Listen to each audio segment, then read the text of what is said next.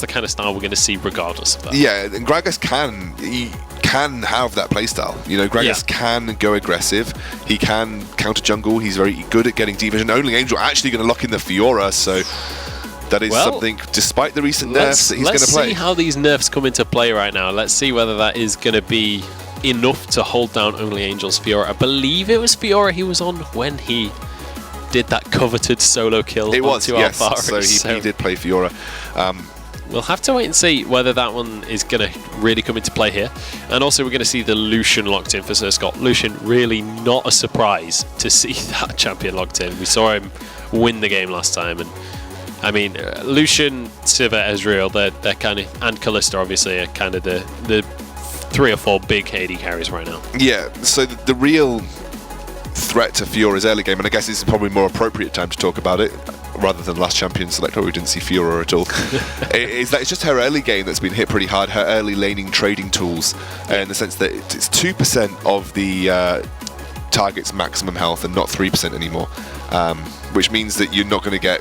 It seems so minor, right? But it's actually a pretty big hit, especially with the changes to blade work.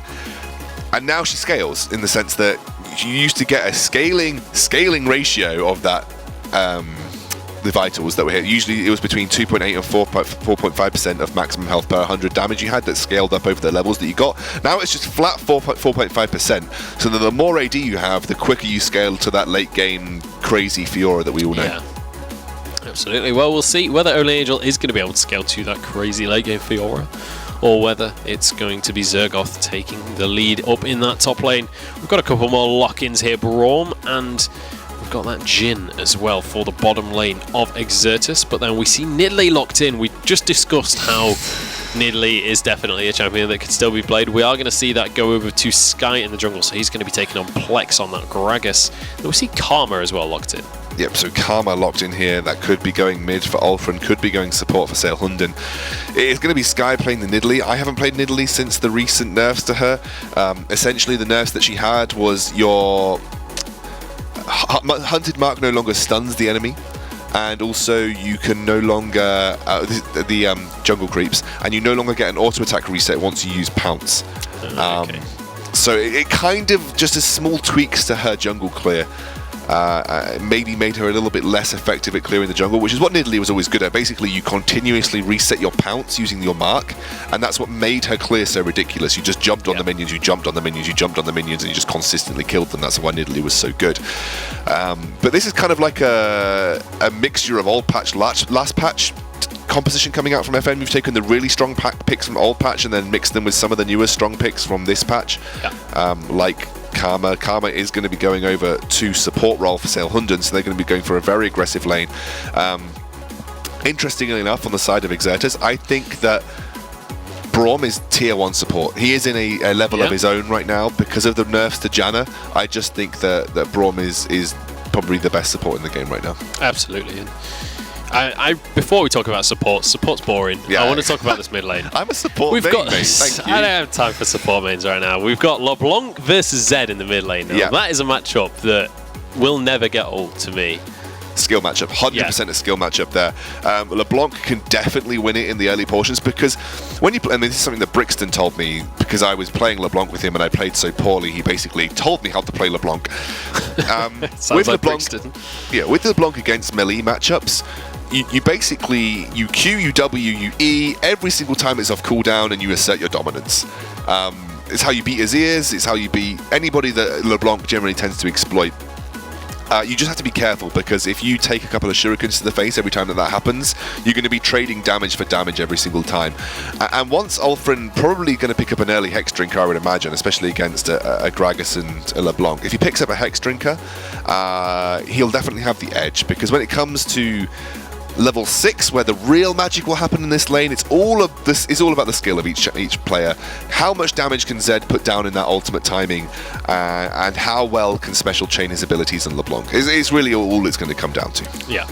Well, we'll have to wait and see. I'm very excited to see that one come into play. And I mean, let's take a look up in the top lane, because something we haven't actually mentioned just yet is we have our kind of king and queen of the top lane from maybe 3 patches ago. Yeah, the titles seem to have slipped away I feel like the monarchy has been overthrown at this stage. Yeah. But that matchup obviously still right on the front of the cards. So both of them have had nerfs. Yeah. In the sense that a lot of their early games were hit. Gangplank can only now store a maximum of 3 barrels. And Fiora, obviously, we just talked about the nerfs that she had. But again, both of these champions still scale incredibly well. So, given the time. My big question in this matchup then is, do you think that because the early game specifically for Fiora has been nerfed and it's only the late game for Gragas that was nerfed, do you think Gragas is going to have a better time of it early on in this matchup now? No, I think Gragas had a general nerf. I think all stages of his game were hit pretty hard. Oh. But that's what you're told.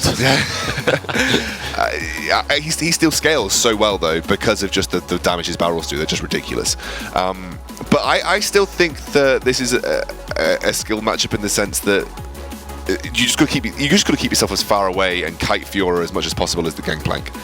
If she riposts to slow and then can get on top of you, or riposts a huge damage crit and then gets on top of you, she can still win that matchup. I think it's a very much skill. I think we've got 2 big skill matchup in these solo lanes. I'm just interested to see how Fiora performs because, like you said, her early game has been gutted.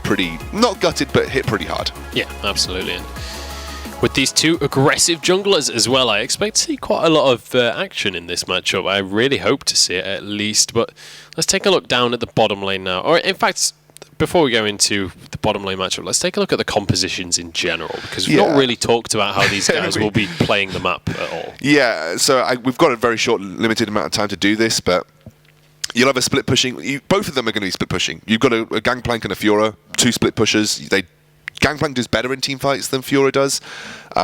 So there's a general better teamfight composition coming out from Exertus. You've got a fairly decent amount of poke in the form of Jhin and in the form of LeBlanc. People might not think of LeBlanc as a poke champion, but you go in, you QR, you W, or you W, QR, and that's poke. That's a very easy poke. And there's very limited champions on the side of... very limited something. We're just checking what's happened here because I believe we had a player with the wrong masteries. We were due to go into game, and then we just have to get through champ select again. So yeah, it gives me a little bit more time to talk about the compositions if I can remember them off the top of my head. So yeah, a bit of poke on the side of Exertus. So you've got Jhin. Obviously, his ultimate can be used for both execute potential and poke potential.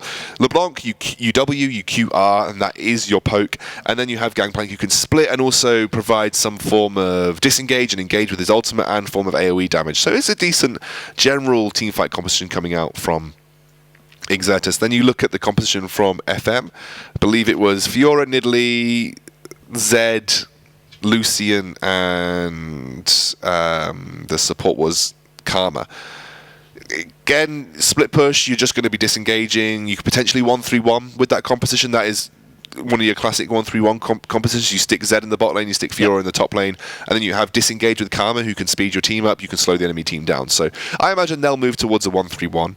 If they move towards a 1-3-1, I think that Exertus, especially if they aren't thoroughly ahead, will have a difficult time dealing with it, because they don't really have any form of hard engage, and they can't deal with a 1-3-1 because their split push in the other side lane that isn't Gangplank won't be as good. Absolutely. Well, we are going to be jumping back into Champions Select. We're just going to rattle through these picks as fast as possible and get this game underway for you guys. So we are just going to have to sit through that 3-minute spectator delay again, unfortunately. But here we go. The picks have been locked in once more. Same picks, obviously. It was a matter of a player choosing the wrong masteries, so they've restarted the game. So obviously, same picks going to be coming on through. Obviously, slightly different bands there, but that's not really that important. So here we go. We've talked about the composition somewhat then. So let's take a look at this bottom lane. Do you think that we could maybe see a lane swap coming in? Do you think this is going to be a 2 versus 2 lane? Potentially. It's actually with a Bard. A Braum is pretty good against Karma in the sense that you can just block all the damage. You will take it yourself. That's the one difficulty of having a Bard, especially if Karma can empower that Q. You kind of negate the damage that the initial missile does, but you will still take the huge amount of AoE damage on that floor that it provides. But it's very efficient at keeping your Jhin safe, who really is going to need that time to get the flat AD values to scale up. Again, I think that if it goes into a 2 versus 2, it will be a fairly even matchup. Now, Lucian is pretty good against Jhin because he's just so horrendously mobile. What Jhin is so good at is that he throws down his traps, or at least someone gets an attack onto them, and then they lock him up, blah, blah, blah, blah, blah. You lock someone up, and then snare them, and then just get a huge amount of damage with that final 4th auto attack off. Lucian is so mobile with that relentless pursuit that you can oftentimes dodge that flourish and then able to keep yourself from being snared up. You can dodge the Braum, Winter's Bite, which means you'll stop yourself from getting concussive blow locked up. Yeah. So, Lucian is very good against these sort of Jhin lanes that require a fairly immobile AD carry to win out on. And especially with Karma, we're providing that sort of speed boost as well with the shield, locking people up herself, and providing a good amount of poke in that lane. It should be a lane that says Scott and Sale London have a fairly efficient time in. But saying that, Gakis and Wiz will be able to survive. They will be able to survive it through with that Unbreakable. If they can dodge, they can defend against the onslaught at the right time, they'll have a fairly efficient time as well. Yeah, absolutely, man.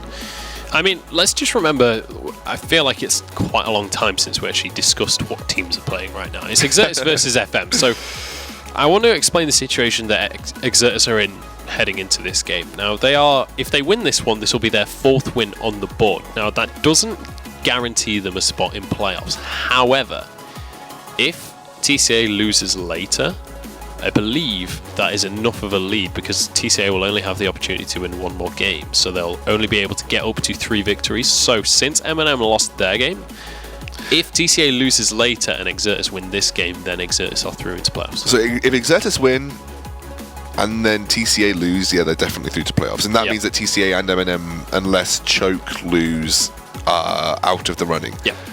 If Exertus win and TCA win, that means TCA's hopes are alive, but they need to win next week and Exertus need to lose then.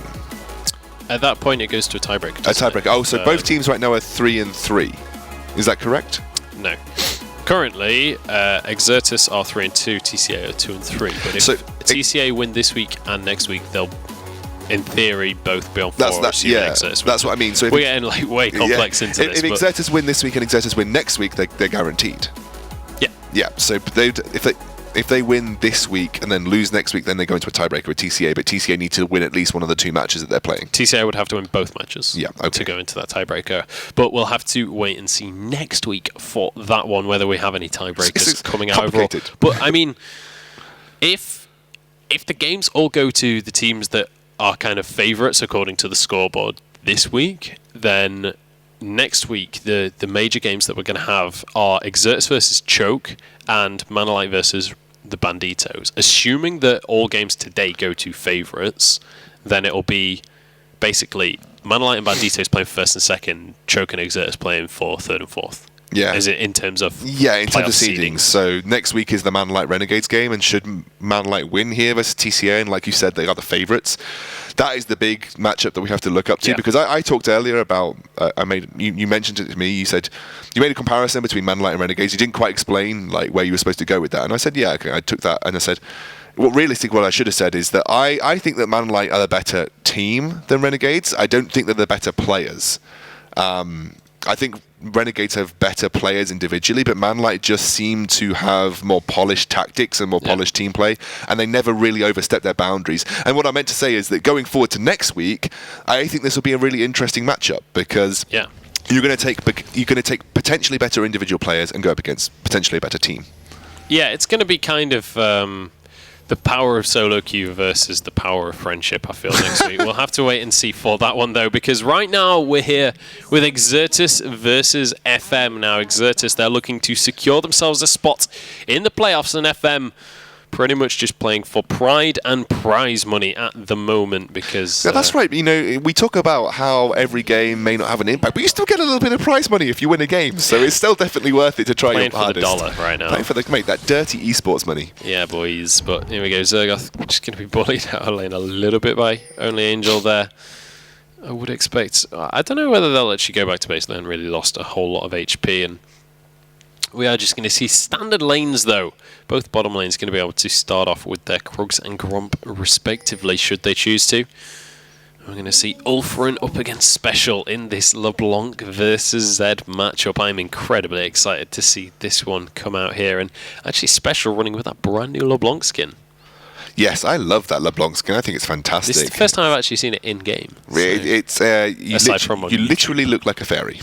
Yeah, you do. That is very, very accurate. But here we go. We are going to see a bit of a duel going on later on in the game. We'll have to wait and see. But here we go. Both top laners going to be helping off with those junglers, just making sure that the Gromp and the Krugs can be taken with relative ease, and then the bot lanes as well going to be taking them at the other side of the map and heading on into that bottom lane. So, as I said before, standard lanes coming into this one. Nothing too crazy to start the game off. Only Angel taking a lot of damage in that top lane. He's had to burn more. You see that he's not really doing as much damage as you previously did by proccing those vitals and actually losing out versus Zergoth. You can't all in like that as Fiora anymore.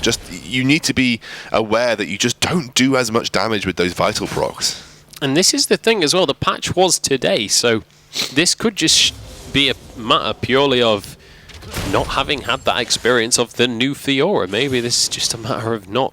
He could have been at work all day for all we know. She's burnt all of her corrupting potion pots right now.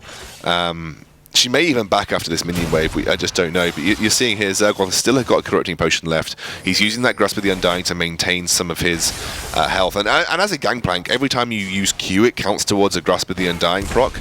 You're seeing here, that's exactly what you should be doing as a LeBlanc in this matchup. You are literally there to apply as much pressure as you can to a Zed as physically possible before he hits level 6. And now, wow, a lot of damage coming down.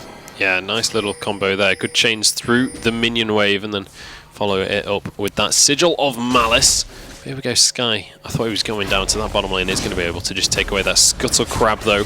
So a good bit of vision towards that bottom side of the map. I want to see Sky start to go for a bit of a counter jungle now as well. Obviously, playing that Nidalee, he can be very aggressive in terms of that. But Plex seems to be well aware of the situation. Sky going to walk across a ward, so Plex is going to be well aware that he's looking to steal away this red buff, and he will be able to do so. Actually stole that with a pounce, but here we go. Concussive blow stacking up onto Sky.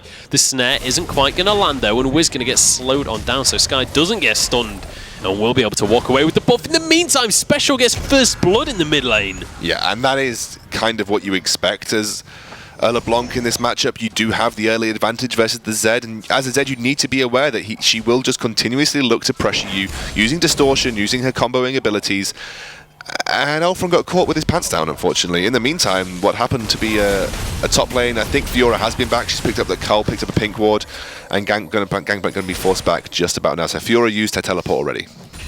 Yeah, she certainly did. Only Angel gonna have that summoner on cooldown, but as you say that, Zergoth is going to use his as well to get back into that lane, so that's going to be evened up, so no crazy top lane ganks coming into that bottom lane anytime soon. Here we go, Ulfrin arrived back into lane. Is going to be able to pick up enough CS to close that CS gap that Special did manage to acquire himself, and actually going to be able to shove some minions underneath this tower as well if he can push this quick enough. Should be able to do that with relative ease on that Zed, so we'll be able to grab himself a 6 CS lead here, and actually going to head straight back to base once more, so we'll see what he picks up there. Well, he's picked up a refillable potion here, and actually going to go for the very early serrated Dirk, and that could go for multiple things. It does build into a variety of items, including Dustblade of Drakthar, but also builds in towards a more Malmortius. So he's going to opt to not go for the Hex Drinker first. He could maybe pick it up and go for a more afterwards.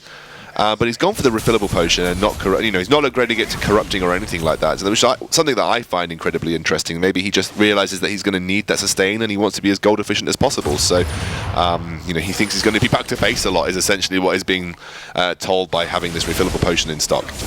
Yeah, absolutely. We'll see whether that is going to be the case. Obviously, he did get first blooded, so he's already kind of on the back foot here. And actually, Seeker's Arm Guard going to be the first item coming out from Special. So they're going to be able to have that extra bit of armor in the mid lane. Wiz actually getting incredibly low in that bottom lane, but look at the crit onto Sail Hunden. Overall, that trade definitely going the way of Exertus. Yeah, and this is the issue with the Jhin. Is he's one of those sort of champions that if you don't focus and you're trying to focus the support, then Ulfrin does back out there. That is level 6 on the LeBlanc now. He knows that he just has to be incredibly careful until he hits his own level 6.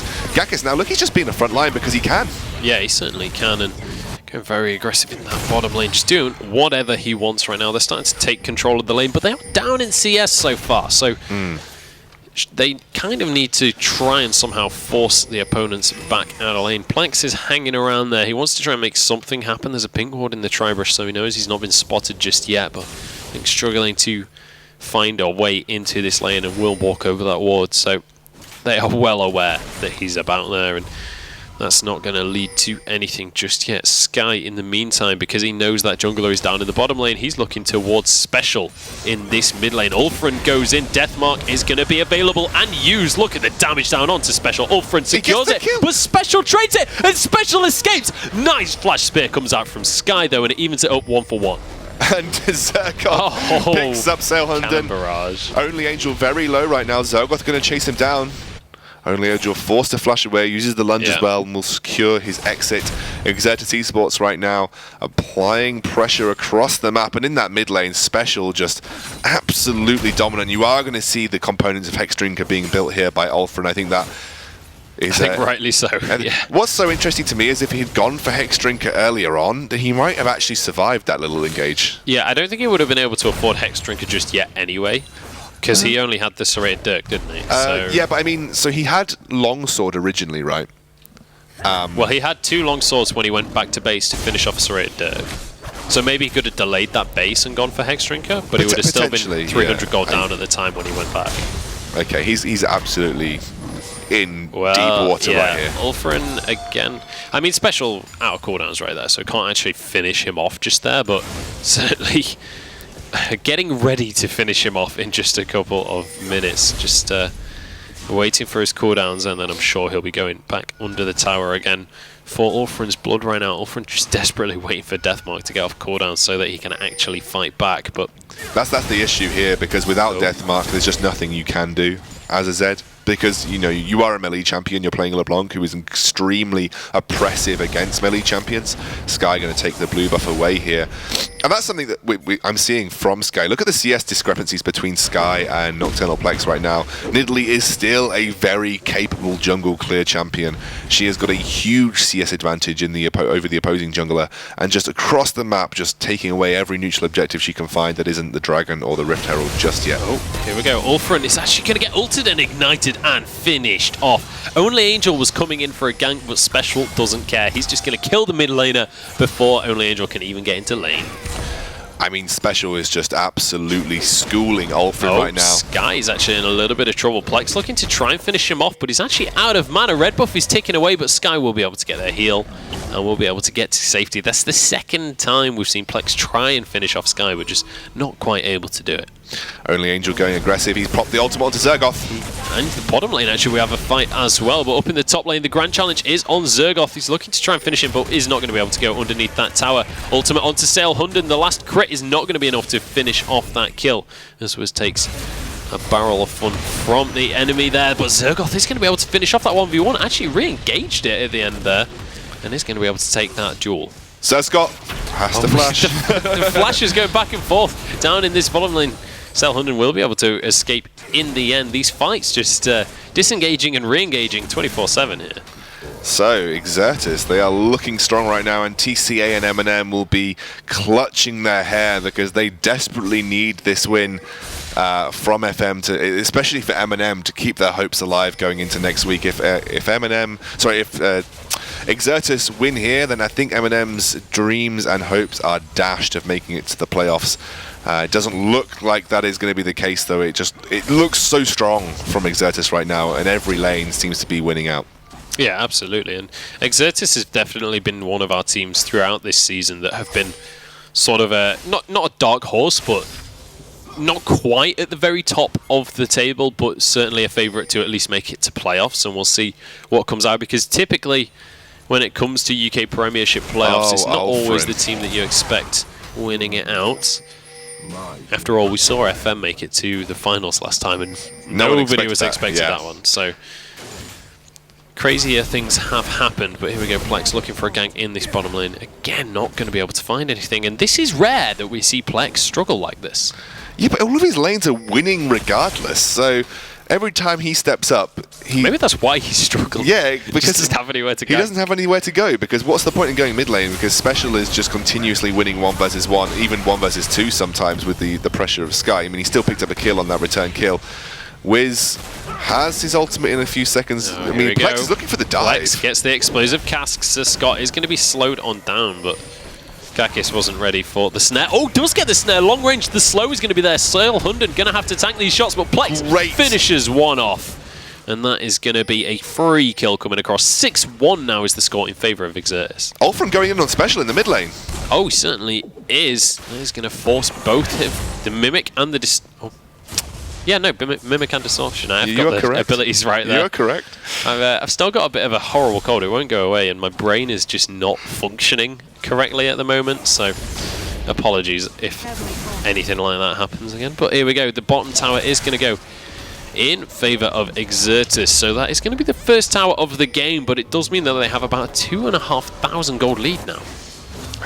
They've got a fairly significant gold lead for this point in the game. It's not quite Renegades running away with the game, storming out of control. Well, actually, at 12 minutes, they were only on about 1,500. Okay, so maybe it is Renegades could almost go that way. But again, the CS differences aren't looking so severe between top laner. It's just that mid lane, which is creeping up to nearly a 20-25 CS lead here for it's 1.2 thousand in that mid lane specifically, which is pretty much a needlessly large rod, so definitely not a situation you want to be in from Ulfrin's perspective. But there's going to be blue buff donated across to Special. So he's going to be able to spam out those skills as much as he likes, and his ultimate is available, so wouldn't be too surprised to see him go aggressive.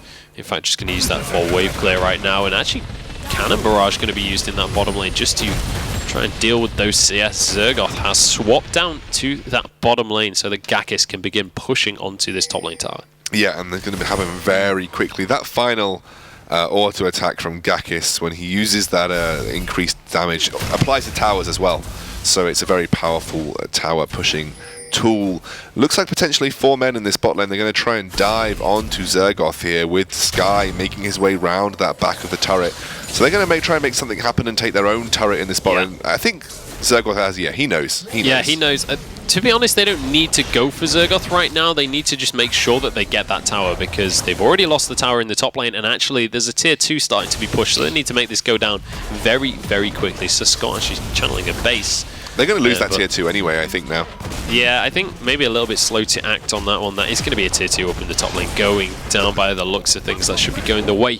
I keep on nearly saying choke because Wiz has got it in his name.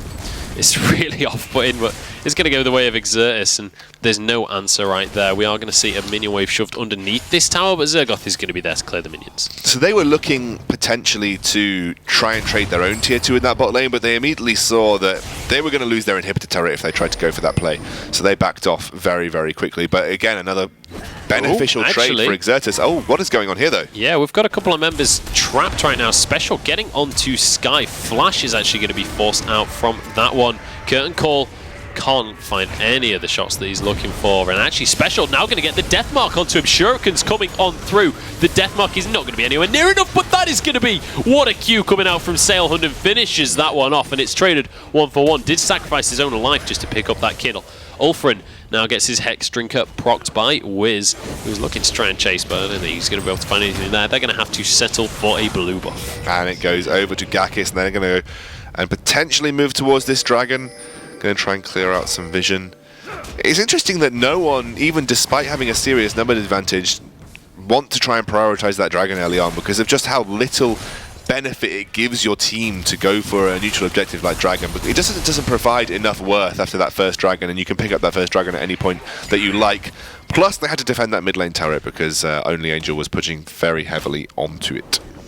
Yeah, absolutely was. And speaking of Only Angel, he's now up in that top lane, and he's starting to try and get some pressure going, try and get maybe a little bit of a split push going, but that first tier 1 tower is still there, so can't actually find anything on that one just yet. And we're going to see Special heads up just to make sure that there's someone there to clear away those minions and deny that push. Ulfrin, despite struggling early on, has managed to pick up his own kill now. He's now 1-3-1. He's picked up that more on Mortius. He's starting to start that split push that we were expecting to see from him, and now Fiora in that top lane too. So the 1-3-1 is starting to become a reality for the lineup from FM. So this is where I guess they're going to try and put their pressure now, because they know that it's unlikely that they'll be able to deal with it. But given how well LeBlanc did in lane, they probably can have their own 1-3-1 happening here for EXE Esports. LeBlanc could become an effective split pusher because she's just such a monster right now. Almost finished that Zhonya's. She's already got a Morella Nomicon, so an entire item advantage over both Only Angel and Ulfrin. So there is, you know, some serious advantages to having that mid lane do so well for EXE Esports here. Yeah, there absolutely are, and we're just going to see minion clear going on at basically all parts of the map right now. Nobody really looking to just straight up force a fight at any point, and like you said, it is that 1-3-1 starting to get set up for FM, but realistically, the split push strategy typically only works if you're the guys leading the charge right now, and they are 4,000 gold behind. It's definitely not a situation that really lends to playing that split push style. If you've got good wave clear, you can play split push strategies from behind, but you're really relying on a singular empowered Karma queue for your the entirety of your wave clear here, and it's just not enough. Sir Scott gets locked up. Here's the ultimate from Gangplank. Yep, Cannon Barrage does come down. Sailhunden slowed. He's stopped, in fact, and Zergoth will take him down for the count. And now the mid lane looks to be at least a little bit wider for them to try and push on into. We do have the split push going strong right now on those side lanes, so there are a couple of towers in a little bit of danger, but actually we're going to see Plex go and start the fight. Picks up a kill onto Sir Scott so simply, and that is going to be this mid lane tower going down. Top lane will be denied. We do have the split push going in the bottom still, but this is going to be a mid lane tier 2 going down. The best way to deal with a split push. This is the best way to deal with the split push. You just push the lane that you're winning as a team, and just you get far more out of it. You can see here that nothing was achieved in that 1-3-1. Ulfrin, desperate to make something happen, unable to, as the rest of EXE just retreat towards the safety of their own jungle. Teleport comes through from Gangplank. He's going to clear this wave, and that's going to mean that Only Angel will get nothing from this as well. Yeah. And you saw there, Special rotated to top. Ulfrin had to back, and Ulfrin couldn't even pick up that tower. So 2 towers for nothing. EXE just turning the crank here and starting to win out pretty heavily.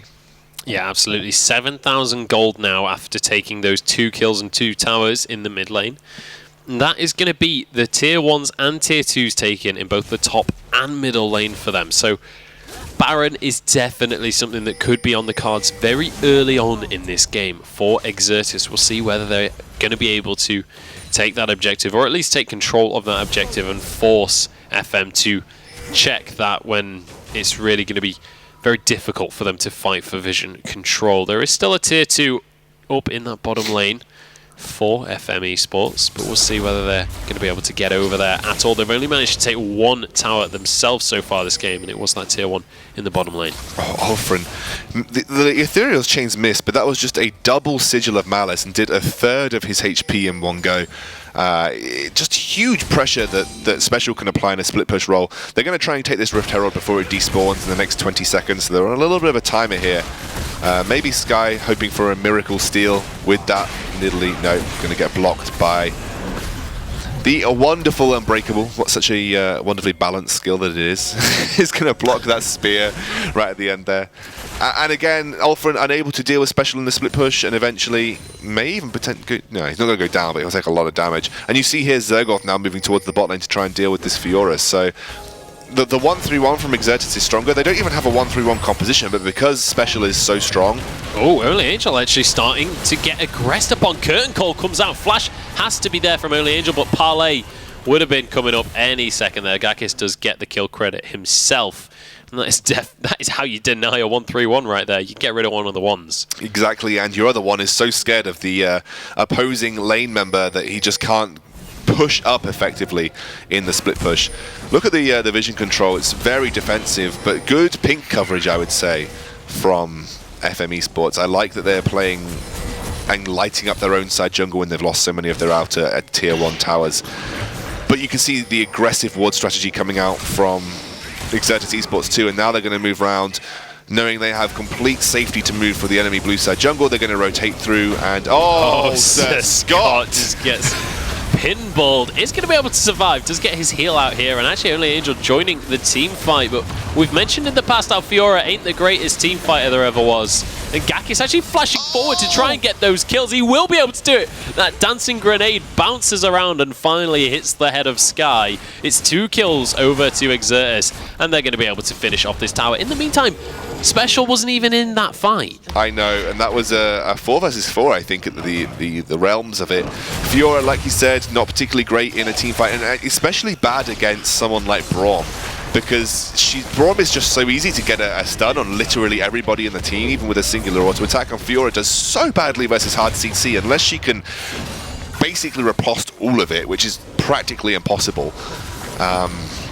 And Only Angel now going to be forced back, so towers dropping like flies against a composition that was supposed to move into its own split push strategy. Just not happening here. Ulfrin behind on farm is only, well, not even 2 items in yet, and LeBlanc heading towards her 3rd.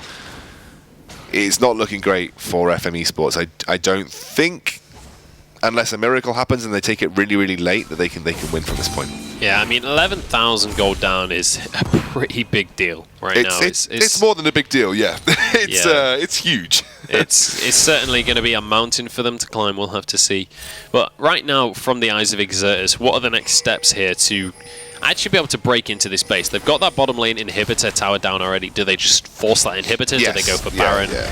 Force the inhibitor, or at least allow Zergoth to split push and force the inhibitor, then yes, go for Baron. Once you get Baron, you can very easily secure pretty much any turret in the game, given a decent minion wave. So Zergoth is going to try and apply pressure to that tower. Only Angel won't have teleport, so as soon as he is shown in that bottom lane, it gives a pretty good signal that Exertus can do something. Oh, these flash engages. Flash out Plex. He knows how to start a fight. He's you can tell he's a UK lad, but that is going to be a kill onto Sail Hunden, and this might just be the green light for Baron right now. Yeah, I said that they didn't have any engage, but time after time, Nocturnal Plex's flash body slams have been ridiculously solo good. kill in that bottom lane, but here we go. Okay. There's another kill over in the mid lane. This kill's left, right, and center right now. Sky is going to be able to get away with his life, but this is going to be the Baron going over to Exertus. Zergoth still in this bottom lane. He's just going to be heading back to base though. Ulfrin looking to deny that. Maybe looking for a 1 versus 1 right now. I'm not sure this is one that he can win though, because 2 hits and Ulfrin goes down to a parlay. That is just one fed Gangplank, 7-0 and 3. I don't really know what Ulfrid expected. Yeah. What did he expect? Look at this. Zergoth is just taking on everybody. He's so low and he's going to win it. Oh my god. Oh my goodness. Sail Hunden as well. So low. He's going to look to try and get onto Zergoth, who's pretty much healing himself back up at this stage now, and he can move over towards Sail Hunden. The Baron minions are going to be difficult enough to deal with for Sail Hunden at this point. There's going to be an exhaust going down, but I don't think it's enough. Oh, actually, he's going to be able to get away with his life. Only Angel now. A new challenger steps up to the plate. Will finally finish him off. Raid boss down, friends. In the meantime, Exertus haven't been able to do anything particularly constructive with that time, but they have taken the Baron. They've built up some pretty sizable minion waves in the mid and top. And as soon as Zergoth is back available, he does have teleport, so he should be able to get into any fight that could potentially take place. But it is currently a 4 versus 5 for FM Esports here. Only Angel, he's not worried about being in that bottom lane with no TP. They are just going to allow him to continue that split push, and that was probably one of the worst engages that we've seen. We did compliment Plex about how he's hit every single one, so he had to obviously miss the next one, as the caster's curse would suggest. But that is going to be a top lane tower going down, using that Baron to great effect. Ulfrin trying to do what he can with Deathmark, but it's just not going to be enough. And now Sail Hunden, Curtain Call is going to be engaged, but Sail Hunden just survives, and the heal comes out at the last second. He will be able to walk away with his life. Says Scott now, walking very far forward, and will just get straight away punished for that one. Ethereal Chains are going to lock up Only Angel. Actually, nice parry flash. Does get Only Angel out of that situation, but it's too little too late, I'm afraid, because the bound up minions are underneath these Nexus towers, and Exertus are looking to close out this game. They've managed to get 1 tower for themselves. They're looking for their second one. They're looking for the Nexus right now. Exertus Esports are going to be able to take their game against FM, who are now 0-6 in the UK Premiership. Well, I mean, what more do you say about it there? If I'm completely, the game ended without a result and will now exit. I'm not sure that's true. I'm pretty sure